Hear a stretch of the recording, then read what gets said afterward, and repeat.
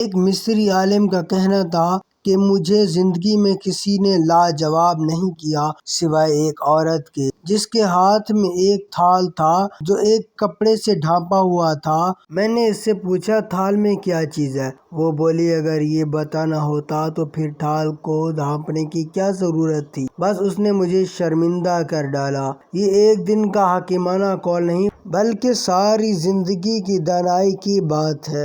اگر کوئی بھی چیز چھپی ہوئی ہو تو اس کے انکشاف کی کوشش نہ کرو۔ کسی بھی شخص کا دوسرا چہرہ تلاش کرنے کی کوشش نہ کریں، خواہ آپ کو یقین ہو کہ وہ برا ہے۔ یہی کافی ہے کہ اس نے تمہارا احترام کیا اور اپنا بہتر چہرہ تمہارے سامنے پیش کیا، بس اسی پر اکتفا کرو۔ ہم میں سے ہر کسی کا ایک برا رخ ہوتا ہے جس کو ہم خود اپنے آپ سے بھی چھپاتے ہیں۔ اللہ تعالیٰ دنیا و آخرت میں ہماری پردہ پوشی فرمائے، ورنہ جتنے ہم گناہ کرتے ہیں اگر ہمیں ایک دوسرے کا پتہ چل جائے تو ہم ایک دوسرے کو دفن بھی نہ کریں۔ جتنے گناہ ہم کرتے ہیں اس سے 1000 گنا زیادہ کریم رب ہم پر پردہ فرماتا ہے۔